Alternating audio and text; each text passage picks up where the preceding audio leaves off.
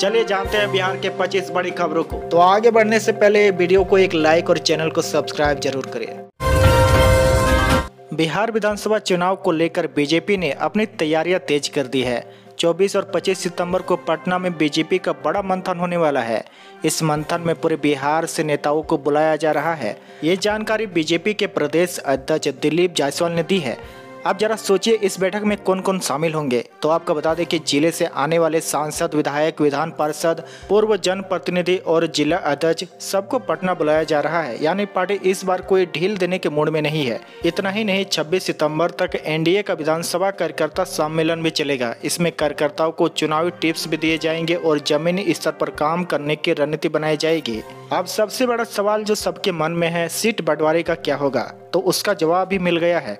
3 अक्टूबर के बाद एनडीए के घटक दल आपस में बैठकर सीट शेयरिंग पर बातचीत करेंगे और जैसे ही चुनाव आयोग चुनाव की तारीखों का ऐलान करेगा, एनडीए भी अपने उम्मीदवार और सीट बंटवारे का ऐलान कर देगा। दोस्तों, पटना के लिए सोमवार का दिन बेहद खास रहा। मुख्यमंत्री नीतीश कुमार ने राजधानी में बने अत्याधुनिक doctor APJ Abdul Kalam science city का शानदार उद्घाटन किया। इस मौके पर उनके साथ उप मुख्यमंत्री सम्राट चौधरी, विजय कुमार सिन्हा, शिक्षा मंत्री सुमित कुमार सिंह और भवन निर्माण मंत्री जयंत राज भी मौजूद रहे। ये साइंस सिटी भवन निर्माण विभाग और विज्ञान एवं प्रौद्योगिकी विभाग की संयुक्त मेहनत से बनाई गई है। इसे पूर्व राष्ट्रपति और महान वैज्ञानिक डॉक्टर एपीजे अब्दुल कलाम की याद में समर्पित किया गया है। अब जरा इसकी खासियत को सुनिए। यहाँ 5 शानदार गैलरियाँ बनाई गई है। इनमें BA scientist gallery, biological science gallery, children activity gallery, innovation gallery और एडवेंचर आइलैंड शामिल है। इसके अलावा 269 इंटरएक्टिव डिस्प्ले लगाए गए हैं जहां बच्चे खुद प्रयोग करके विज्ञान को समझ पाएंगे। यही नहीं, यहां एक 4D थिएटर और आधुनिक ऑडिटोरियम भी है जो बच्चों और आगंतुकों को विज्ञान का रोमांचक अनुभव देगा। साथ ही साइंस टनल ब्रह्मांड और अंतरिक्ष विमान की रहस्यमय दुनिया को अनोखे अंदाज में पेश करती है। वहीं देखिए, सीएम नीतीश कुमार ने कहा कि यह साइंस सिटी आने वाले पीढ़ियों के लिए प्रेरणा बनेगी। छात्र यहाँ शैक्षणिक भ्रमण के दौरान प्रयोग करेंगे और प्रदर्शनियां देखेंगे और विज्ञान को व्यवहार में महसूस करेंगे। दोस्तों, इस बार पटना का गांधी मैदान दशहरा महोत्सव का बड़ा केंद्र बनने जा रहा है। अब तक यहां सिर्फ रावण वध होता था, लेकिन इस बार पूरा 12 दिन का भव्य दशहरा महोत्सव मनाया जाएगा।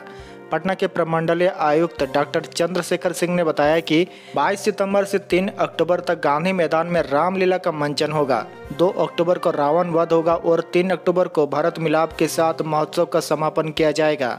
आयोजन स्थल का निरीक्षण खुद आयुक्त पटना, डीएम, एसएसपी और दशहरा समिति के सदस्यों ने किया।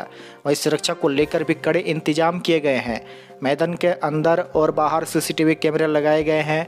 वहीं भारी संख्या में पुलिसकर्मी और मजिस्ट्रेट तैनात रहेंगे। साथ ही मेडिकल टीम और एम्बुलेंस की भी व्यवस्था की गई है। तो तैयार रहिए दोस्तों, पटना के गांधी मैदान में इस बार दशहरा का नज़ारा बेहद खास होने वाला है। बिहार के मुख्यमंत्री नीतीश कुमार ने वकीलों के लिए एक बड़ा ऐलान किया है। रविवार को पटना में आयोजित एक कार्यक्रम में सीएम ने कहा कि अब राज्य के सभी पंजीकृत वकीलों को सरकार हर महीने 5,000 रुपये की आर्थिक सहायता देगी। वहीं सीएम नीतीश ने इसे न्याय व्यवस्था को मजबूत करने और वकीलों को सम्मान देने की दिशा में ऐतिहासिक कदम बताया। उन्होंने कहा कि वकील सिर्फ अदालत में केस नहीं लड़ते, बल्कि समाज और राजनीतिक में भी जनता की आवाज़ बनते हैं। वहीं मुख्यमंत्री ने माना कि छोटे कस्बों और जिलों में काम करने वाले कई वकीलों को पर्याप्त आय नहीं मिलती। खासकर नए वकीलों की शुरुआत में आर्थिक दिक्कतें झेलनी पड़ती है। इसलिए सरकार ने तय किया कि उन्हें हर महीने 5,000 रुपये की मदद मिलेगी। यह राशि सीधे उनके बैंक खाते में जाएगी।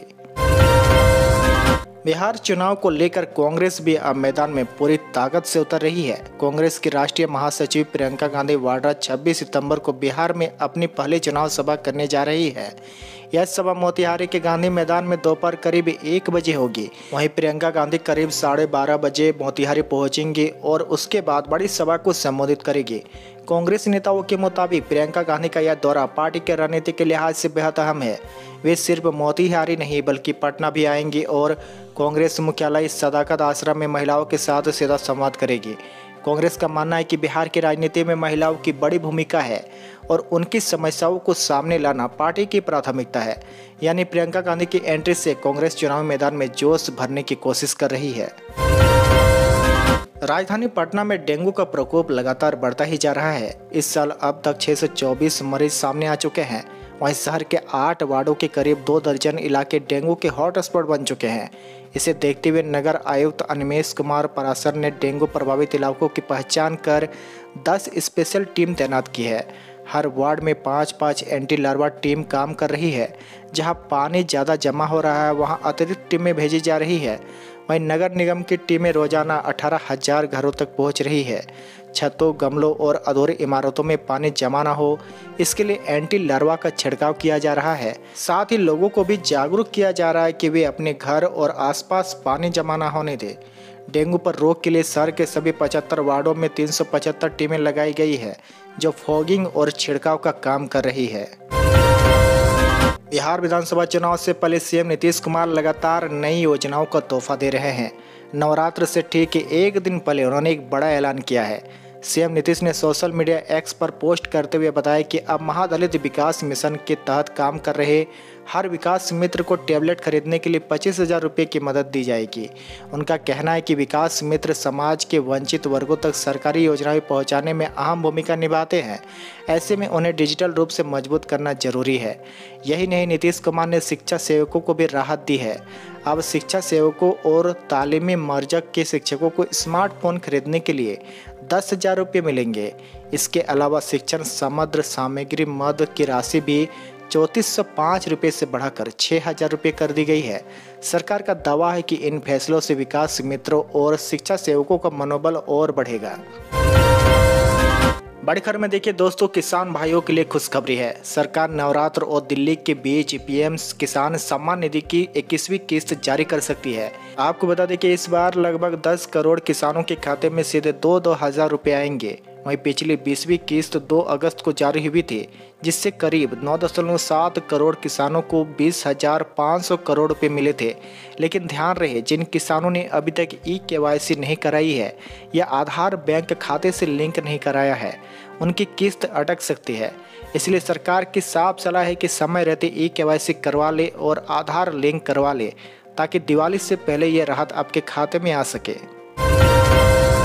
राष्ट्रपति द्रौपदी मुर्मू ने पटना हाईकोर्ट के नए चीफ जस्टिस की नियुक्ति कर दी है। अब तक एक्टिंग चीफ जस्टिस रहे पीबी बैजनती को स्थायी चीफ जस्टिस बना दिया गया है। वो पटना हाईकोर्ट के 46वें चीफ जस्टिस होंगे। दरअसल पहले उन्हें अस्थायी तौर पर यह जिम्मेदारी दी गई थी, लेकिन अब सुप्रीम कोर्ट कोलेजियम की सिफारिश पर उन्हें स्थायी पद मिला है। हालांकि उनका कार्यकाल ज़्यादा लंबा नहीं रहेगा, क्योंकि उनकी रिटायरमेंट 22 अक्टूबर 2025 को है, यानी कुछ ही हफ्तों तक वे इस पद पर रहेंगे। पटना के लोगों को अब बहुत जल्दी वाटर मेट्रो की सौगात मिलेगी। बिहार पर्यटन विभाग और भारतीय अंतर्देशीय जलमार्ग प्राधिकरण ने 908 करोड़ रुपए की इस परियोजना पर समझौता किया है। गुजरात में केंद्रीय मंत्री सर्बानंद सोनोवाल और मनसुख मांडविया की मौजूदगी में इस समझौते पर साइन हुआ। इसके तहत MV निषाद राज नामक का हाइब्रिड इलेक्ट्रिक जलयान चलाया जाएगा, जिसमें 100 लोग बैठ सकेंगे और ये पूरी तरह AC होगा। खास बात यह है कि इसमें व्हील चेयर यूजर्स के लिए भी जगह होगी। यह सेवा पर्यावरण के लिए भी अच्छी मानी जा रही है और पटना में पर्यटन को भी बढ़ावा देगी। बिहार सरकार ने बड़ा फैसला किया है। 22 सितंबर से 10 अक्टूबर तक पूरे राज्य में राशन कार्ड बनाने का विशेष कैंप लगाया जाएगा। वहीं पंचायत सरकार भवनों में यह कैंप चलेगा। वहां कंप्यूटर और लैपटॉप से लैस टीमें मौजूद रहेगी और आवेदन करने वालों का तुरंत नाम दर्ज होगा। उन्हें उसी समय रसीद भी मिलेगी, ताकि दफ्तरों के चक्कर न लगाने पड़े। इसका मकसद है कि कोई भी गरीब परिवार खाद्य सुरक्षा से वंचित न रहे।